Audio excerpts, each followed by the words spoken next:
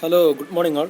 നമ്മൾ ഇന്നലെ നമ്മളുടെ ടാക്സിൽ നമ്മൾ ഇന്നലെ പഠിച്ചത് ക്ലബിങ്ങും അതുപോലെ അഗ്രിഗേഷനാണ് നമ്മൾ ഇന്നലെ പഠിച്ചത്.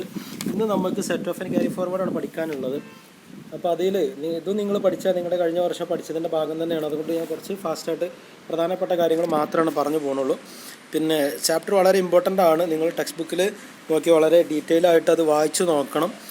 അപ്പോൾ നോക്കുക, എന്താണ് set off and carry forward എന്ന് പറഞ്ഞാൽ എന്താണെന്നുള്ളത് നോക്കുക. Okay, set off and carry forward. Set off loss എന്ന് പറഞ്ഞു കഴിഞ്ഞാൽ, സെറ്റ് ഓഫ് എന്ന് വെച്ച് കഴിഞ്ഞാൽ നമ്മൾ ഒരു ലോസിനെ വേറൊരു പ്രോഫിറ്റിൽ എഴുതി തള്ളുക എന്നുള്ളതുകൊണ്ടാണ് നമ്മൾ സെറ്റ് ഓഫ് എന്നുള്ളതുകൊണ്ട് ഉദ്ദേശിച്ചത്. Set of losses means setting of losses against income of the same year. എന്ന് വെച്ച് കഴിഞ്ഞാൽ നമ്മളുടെ ഇപ്പോൾ നമ്മളൊരു ബിസിനസ് സ്ഥാപനം നടത്തണമെന്ന് കൂട്ടിക്കോ. അതിൽ നമ്മൾ ഒരുപാട് ബിസിനസ്സുകളുണ്ട്. നമുക്കൊരു ടെക്സ്റ്റൈൽ ബിസിനസ് ഉണ്ട്, വേറൊരു ഹോട്ടൽ ബിസിനസ് ഉണ്ട്. ഫോർ എക്സാമ്പിൾ, നമ്മൾ ഹോട്ടൽ ബിസിനസ് നല്ല ലാഭത്തിലാണ്. നമ്മൾ ടെക്സ്റ്റൈൽ ബിസിനസ്സിൽ ഈ വർഷം നഷ്ടം വന്നു. അപ്പോൾ നമ്മൾ ഹോട്ടൽ ബിസിനസ്സിലുള്ള ലാഭത്തിന് നമ്മൾ അവിടെ ടാക്സ് കൊടുക്കേണ്ടി വേണ്ടി വരും. ഇവിടെ ടെക്സ്റ്റൈൽ ബിസിനസ്സിൽ നമുക്ക് നഷ്ടമായതുകൊണ്ട് ടാക്സ് കൊടുക്കേണ്ടി വരില്ല. അപ്പോൾ നമുക്ക് ഒരു നമ്മളെ ഇൻകം ടാക്സ് ആക്റ്റിൽ നമുക്കൊരു പ്രൊവിഷൻ ഉണ്ട്. അതാണ് സെറ്റ് ഓഫ്. എന്താണെന്ന് വെച്ച് കഴിഞ്ഞാൽ, നമുക്ക് ഈ ടെക്സ്റ്റൈൽ ബിസിനസ്സിൽ നഷ്ടത്തിനെ നമുക്ക് ഹോട്ടൽ ബിസിനസ്സിലുള്ള ലാഭത്തിൽ നമുക്ക് കുറക്കാം. എന്നിട്ട് ബാക്കി എത്ര ലാഭമുണ്ടോ എന്ന് വെച്ച് കഴിഞ്ഞാൽ നമ്മൾ അഗ്രിഗേറ്റ് ടോട്ടൽ ലാഭം എടുത്താൽ മതി എന്നർത്ഥം. ഹോട്ടൽ ബിസിനസ്സിലുള്ള ലോസ് ടെക്സ്റ്റൈൽ ബിസിനസ്സിലുള്ള ലോസ് ഹോട്ടൽ ബിസിനസ്സിലുള്ള ലാഭത്തിൽ നിന്ന് കുറച്ചിട്ട് പിന്നെ ലാഭം ഉണ്ടെങ്കിൽ മാത്രം എന്ത് ചെയ്താൽ മതി, ടാക്സ് കൊടുത്താൽ മതി എന്നർത്ഥം. അതിനാണ് നമ്മൾ സെറ്റ് ഓഫ് എന്ന് പറയുക. അത് ആ വർഷം തന്നെ ചെയ്യുന്നത് കൊണ്ടാണ് സെറ്റ് ഓഫ് എന്ന് പറയുക. അടുത്ത വർഷങ്ങളിലൊക്കെ ആണെങ്കിൽ നമുക്കിത് ക്യാരി ഫോർവേഡ് പറഞ്ഞ ഒരു പരിപാടി ഉണ്ട്, അത് നമുക്ക് പറയാം. ഓക്കെ, അപ്പോൾ അതേ വർഷം തന്നെ ചെയ്യണതിനാണ് നമ്മൾ സെറ്റ് ഓഫ് എന്ന് പറയുക. അപ്പോൾ അതിലുള്ള കുറച്ച് പ്രൊവിഷൻസുകൾ നിങ്ങൾ നോക്കുക.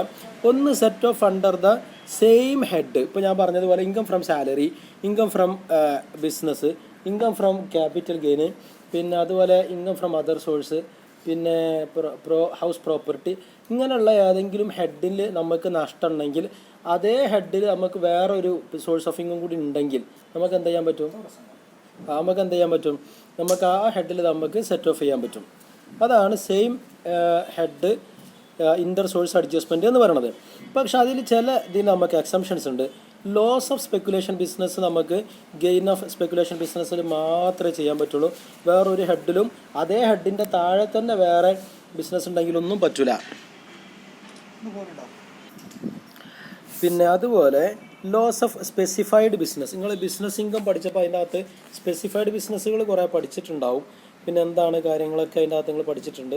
അതിലിപ്പോൾ നമ്മൾ അതിൻ്റെ ഒരു എക്സാമ്പിൾ പറയുകയാണെങ്കിൽ warehousing facility for storage of agriculture പ്രൊഡ്യൂസൊക്കെ നമുക്കൊരു തരം സ്പെസിഫൈഡ് ബിസിനസ്സാണ്.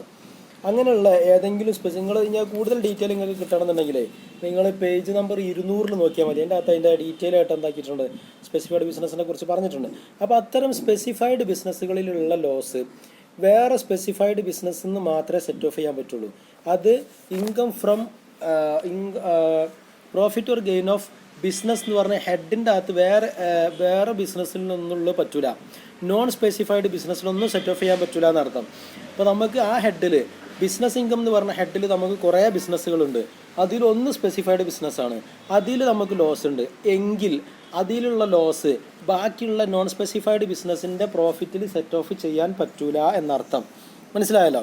അതുപോലെ തന്നെയാണ് സ്പെക്കുലേഷൻ ബിസിനസ്സിലുള്ള നഷ്ടം വേറെ നോൺ സ്പെക്കുലേഷൻ ബിസിനസ്സിലുള്ള ലാഭത്തിൽ സെറ്റ് ഓഫ് ചെയ്യാൻ പറ്റില്ല. അതുപോലെ ലോങ് ടേം ക്യാപിറ്റൽ ഗെയിനിൽ മാത്രമേ സെറ്റ് ഓഫ് ചെയ്യാൻ പറ്റുള്ളൂ.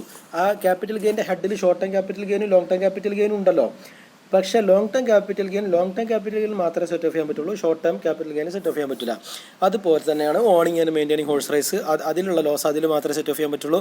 Loss from an exempted source of income cannot be set off. Exempted source of ഇൻകത്തിലുള്ള ലോസ് നമുക്ക് എന്താക്കാൻ പറ്റില്ല, നമുക്ക് വേറൊരു സോഴ്സിൽ നമുക്ക് സെറ്റ് ഓഫ് ചെയ്യാൻ പറ്റില്ല. കനോട്ട് ബി സെറ്റ് ഓഫ്, അത് സെറ്റ് ഓഫ് ചെയ്യാൻ തന്നെ പറ്റില്ല എന്നുള്ളതാണ്.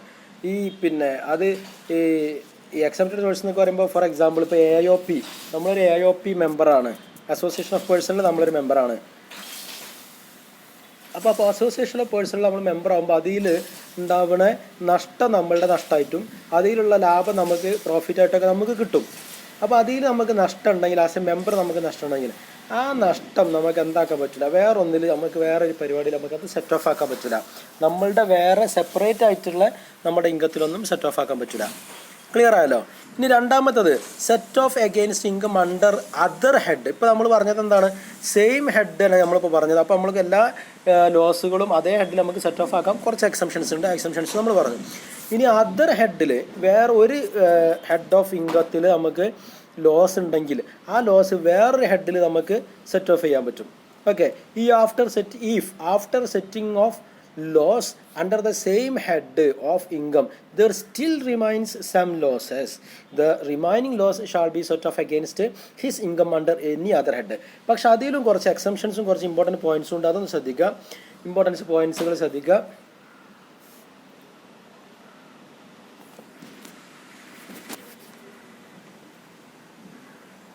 ഓക്കെ, ഇമ്പോർട്ടൻസ് പോയിന്റ്സ് ശ്രദ്ധിക്കുക. ഒന്ന്, set off loss under the head income from house property against any other income shall be restricted to 2 lakh. എന്ന് വെച്ച് കഴിഞ്ഞാൽ ഇൻകം ഫ്രം ഹൗസ് പ്രോപ്പർട്ടിയിൽ നമുക്ക് നഷ്ടമുണ്ട്.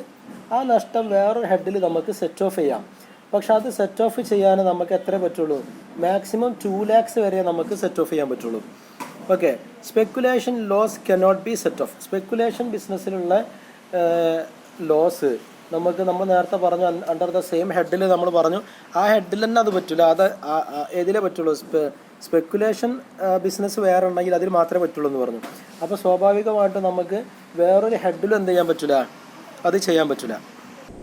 ഇനി നോക്കുക, ലോസ് ഫ്രം സ്പെസിഫൈഡ് ബിസിനസ് നേരത്തെ പറഞ്ഞതുപോലെ തന്നെ അതിൽ മാത്രമേ സെറ്റ് ഓഫ് ചെയ്യാൻ പറ്റുള്ളൂ. വേറെ ഹെഡിലോ അല്ലെങ്കിൽ ആ ഹെഡിൻ്റെ താഴെ തന്നെ വേറെ ബിസിനസ്സിലോ പറ്റില്ല.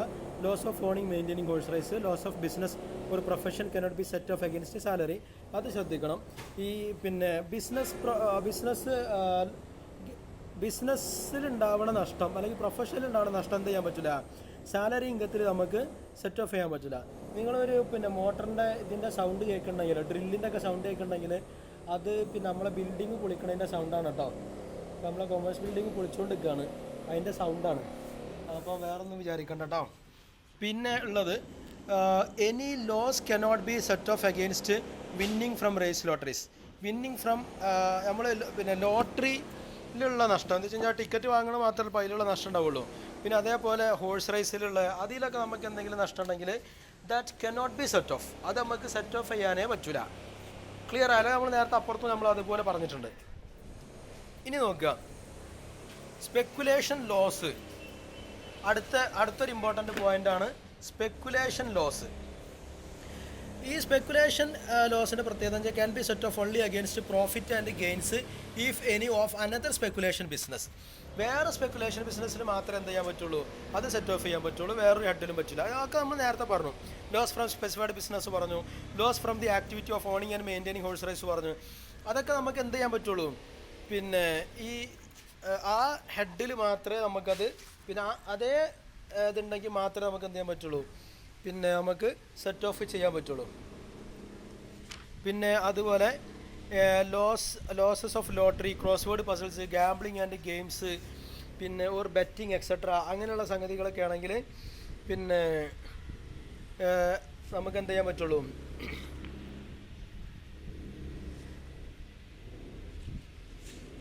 ഹലോ